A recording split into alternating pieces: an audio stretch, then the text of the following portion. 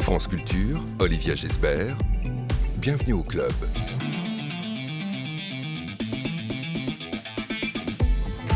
Bonjour à tous. Le Ciné-Club aujourd'hui de Nicolas Philibert. Il incarne la French Touch du documentaire. Après La moindre des choses, Le pays des sourds, Être et avoir ou encore Nénette, le documentariste revient avec un film plein d'humains. Une autre psychiatrie est-elle possible et à quelles conditions? Pour tenter de répondre à cette question, il a posé sa caméra sur l'Adamant, un film en salle mercredi. Un centre psychiatrique de jour, un lieu qui accompagne les patients, leur donne à faire, leur donne à voir et leur permet surtout de se rencontrer, de resociabiliser. Alors le film a tapé dans l'œil du jury de la dernière Berlinale, présidée par l'actrice américaine de 32 ans, Kristen Stewart, et il a obtenu la récompense suprême, un ours d'or pour un film documentaire, celui de Nicolas Philibert, invité aujourd'hui de Bienvenue au club. Bonjour à vous, Nicolas Philibert. Bonjour. Bonjour, une émission programmée par Henri Leblanc et Anouk Delfino, préparée par Sacha Mattei, coordonnée par Laura Dutèche-Pérez et réalisée par Félicie Faugère avec Noé Chaban à la technique.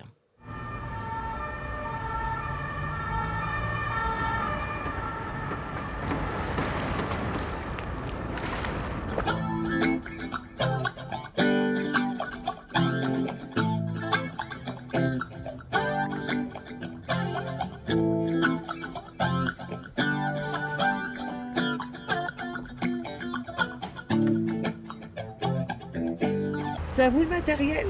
Oui. Vous avez une voiture pour trimballer tout ça? C'est parce que je prends un traitement très fort que je ne désire pas que je peux tenir un dialogue avec vous, Guillaume. Sinon je me prends pour Jésus, moi. C'est bloqué dans la tête, toujours les mêmes délires, les mêmes choses. Personne n'est parfait. Personne n'est parfait. Alors, je m'appelle Sabine Berlière, je suis psychiatre. Ah, je serais contente à votre place. Et j'y viens. Je voulais vous dire que je suis très contente d'arriver sur le bateau.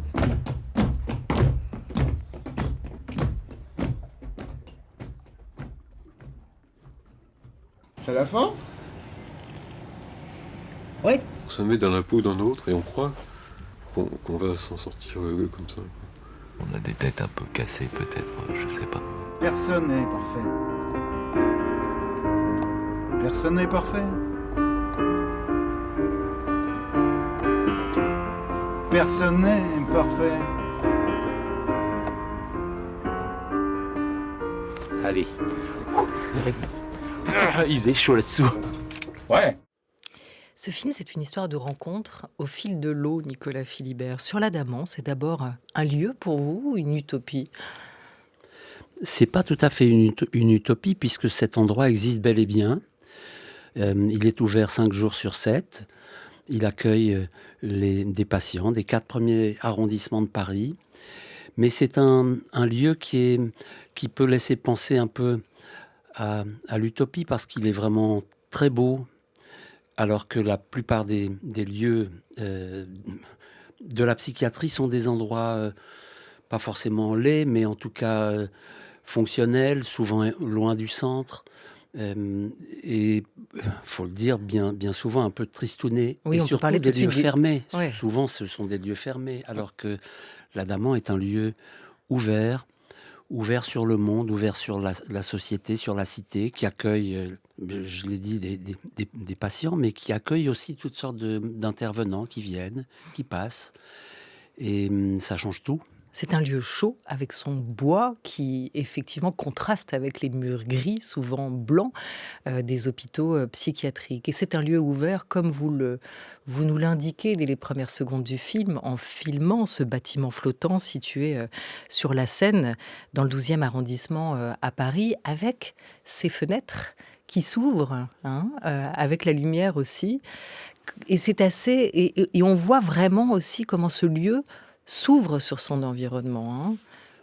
Mais vraiment, c'est le terme d'ouverture qui convient. Ouverture à la parole de ceux qui viennent là. Ouverture au monde, ouverture à...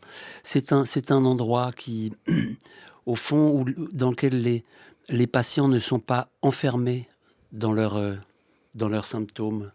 dans leur maladie. On les considère comme des personnes, comme on devrait le faire toujours d'ailleurs. Hein,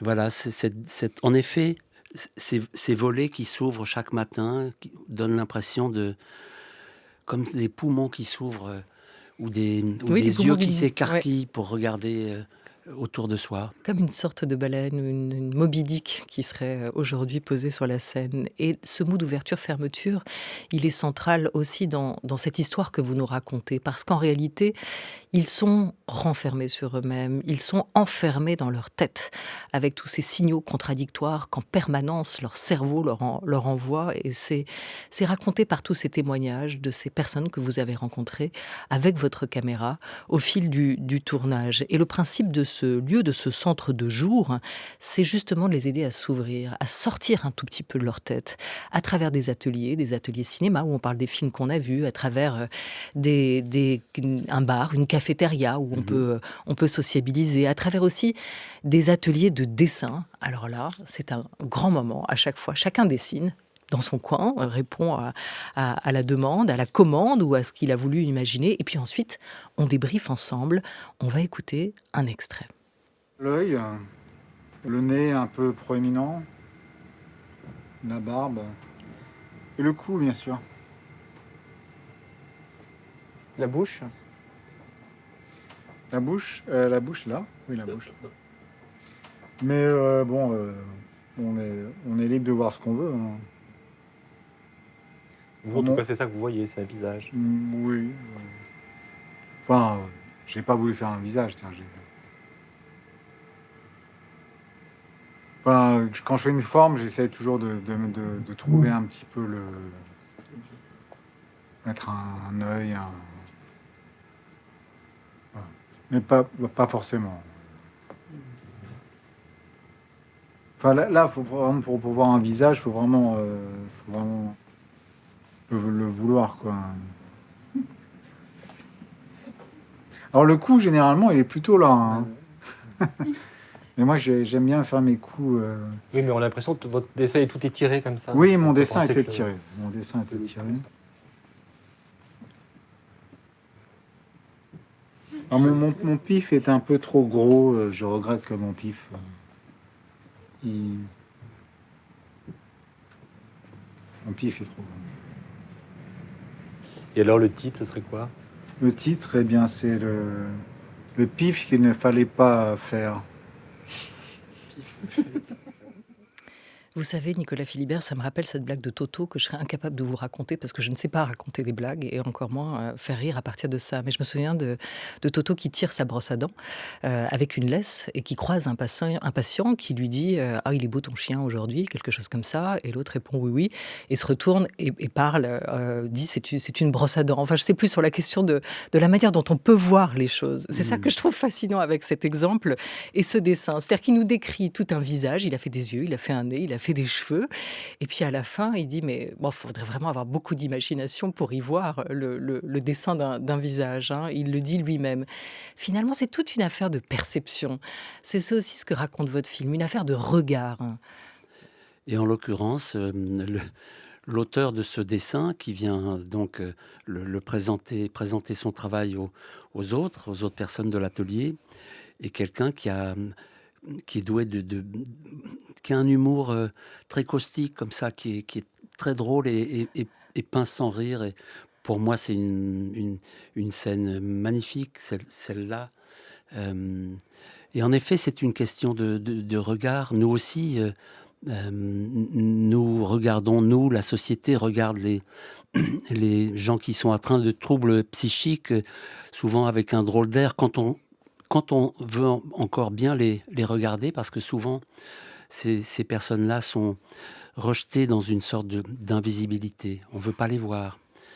Donc voilà, le film va essayer d'accueillir leurs paroles, leurs histoires, leurs récits, leurs visages, leurs regards, leur vision du monde.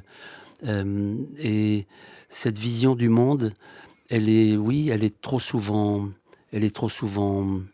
exclue, bannie.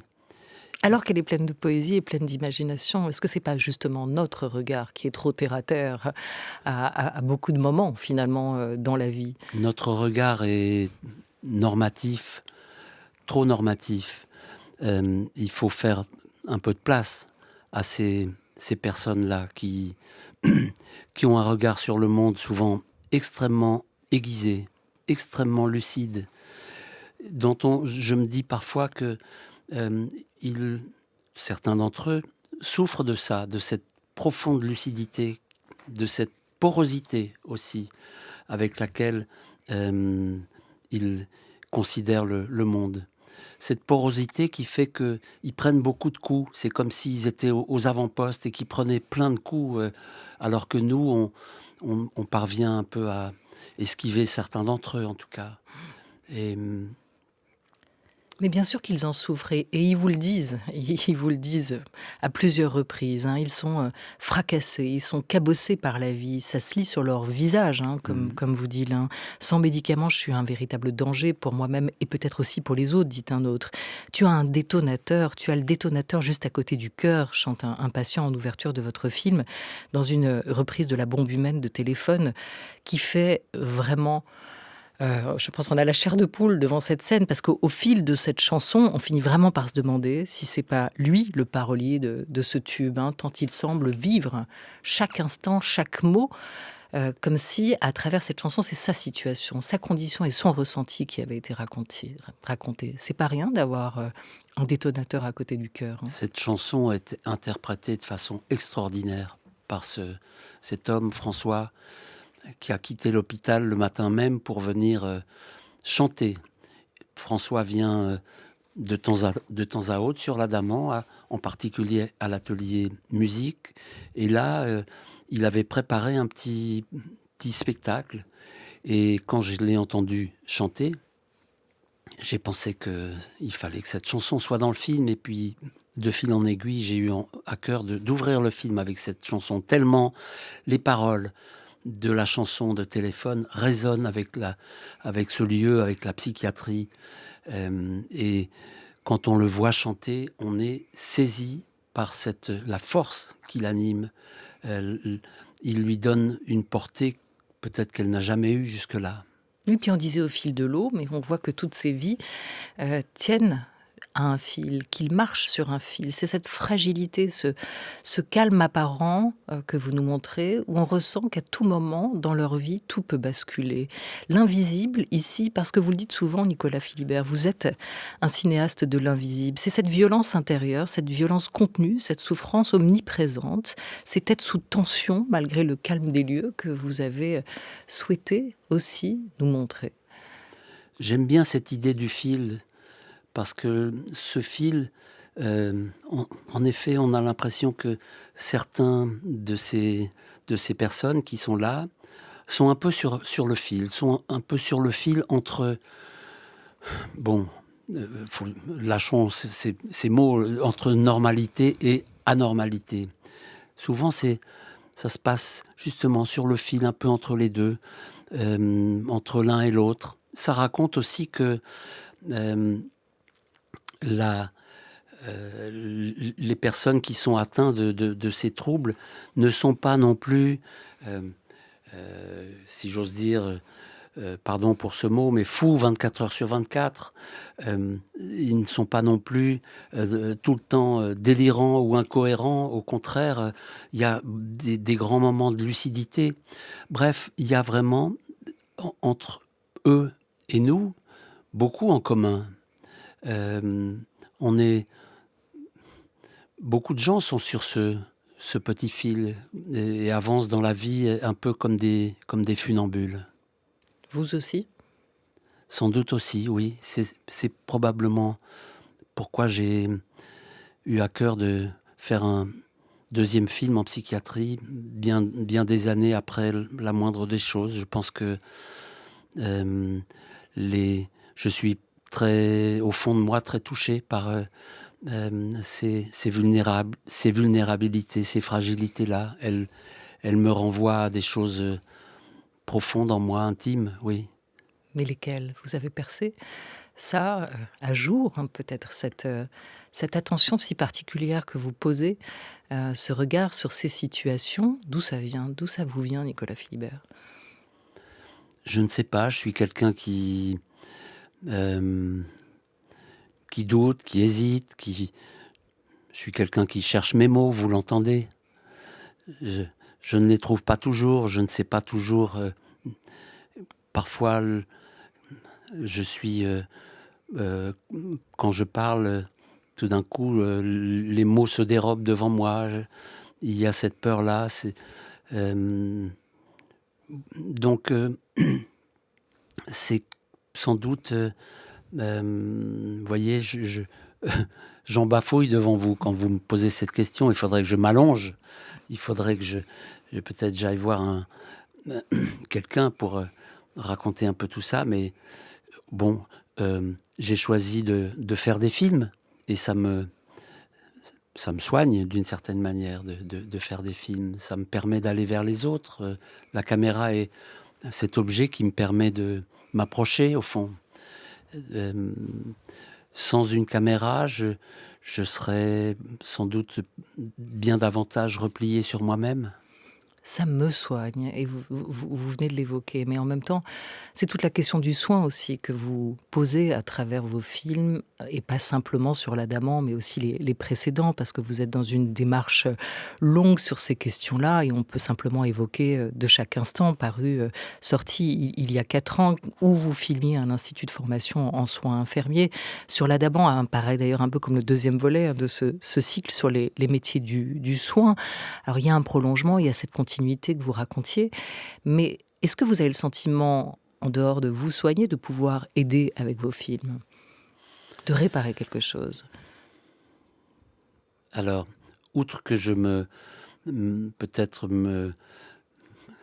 dire, je me réalise en réalisant des films, enfin je m'accomplis quelque part, mais je pense que ici ou là, peut-être à mon insu, le fait de venir dans un lieu comme l'Adamant, avec une caméra, une petite équipe, peut avoir une fonction, j'allais dire soignante auprès de certains, je ne sais pas, mais en tout cas, les personnes que je filme, je les considère. Je les filme avec considération, avec de l'estime, avec parfois même une admiration.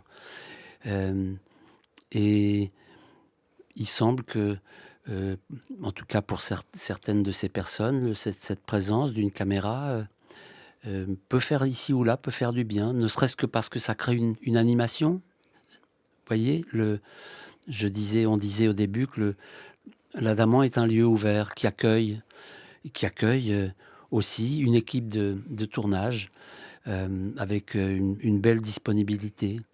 Et c'est donc cette équipe venant là n'est peut-être pas trop nocive, au fond. Il n'y a pas de hiérarchie sur l'Adamant. En tout cas, elle ne se donne pas à voir. Les soignants ne sont pas en blanc, on les distingue à peine des patients. On va écouter l'arrivée de la nouvelle sur l'Adamant. Sabine, comment ça s'écrit après? Berlière. B comme Bernard. E-R. L-I-E-R-E. Psy ou psychiatre? Psychiatre. Alors, je m'appelle Sabine Berlière, psychiatre. Je suis la nouvelle. Je suis la nouvelle. Je suis la nouvelle. Mais la nouvelle quoi? Je suis la nouvelle commandatrice. D'accord. Commandatrice. Commandatrice. Ah, je serais contente à votre place. Alors, et j'y viens. Je voulais vous dire que je suis très contente d'arriver sur le bateau. Extrêmement contente de venir ici. Ouais, vraiment. Déjà, je trouve que c'est un endroit merveilleux. Je trouve très apaisant. Et je pense que c'est un lieu du désir aussi, c'est-à-dire que les gens qui sont là ont le désir d'y être. Et pour moi, ça, c'est fondamental, en fait. Il y a encore des nouveaux. Voilà, une fois encore, vous faites tomber les frontières. C'est intéressant d'être quand même posé sur un bâtiment flottant sur la Seine.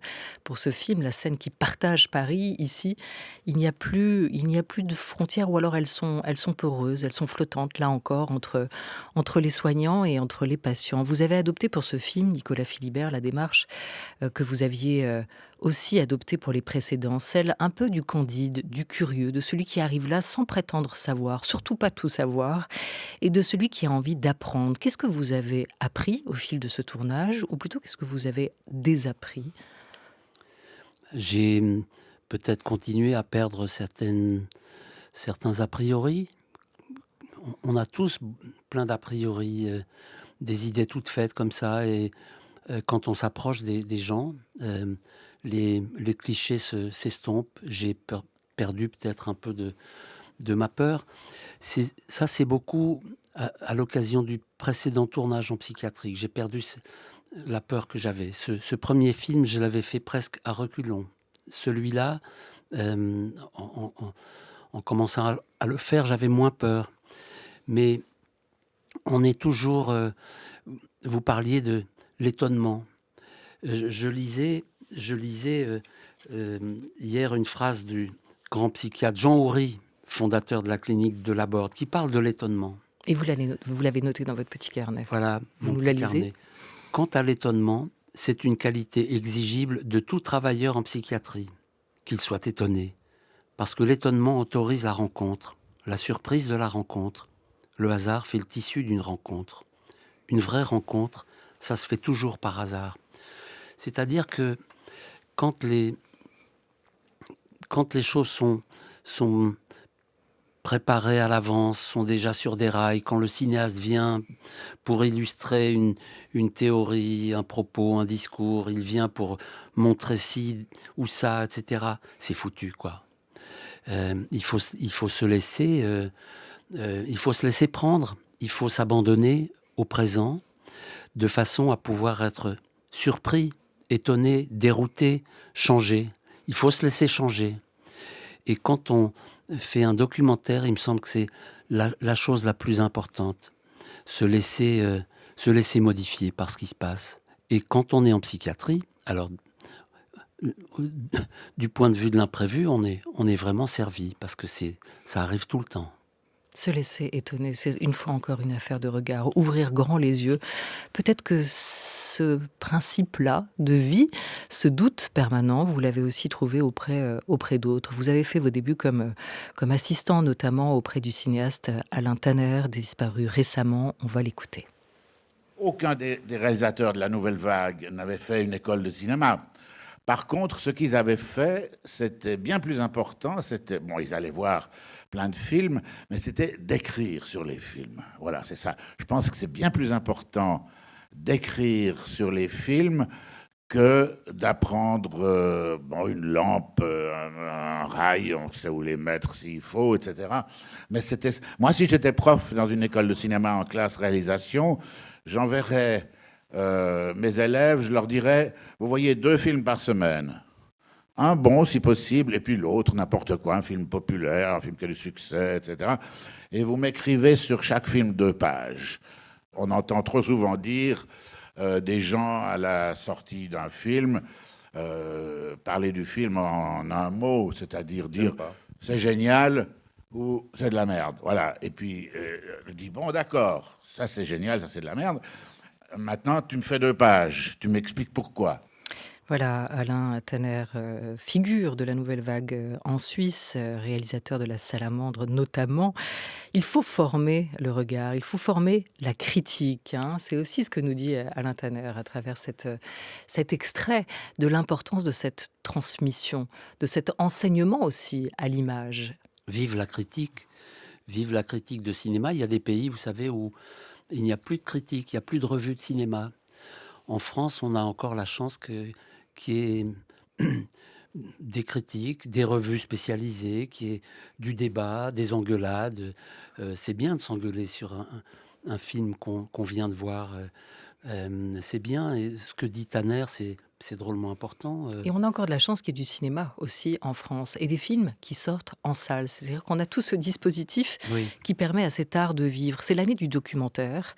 Et vous apportez, Nicolas Philibert, avec l'Adamant, une pierre de plus à l'édifice d'un genre dont vous diriez que quoi? Que l'avenir est désormais assuré, n'est plus incertain?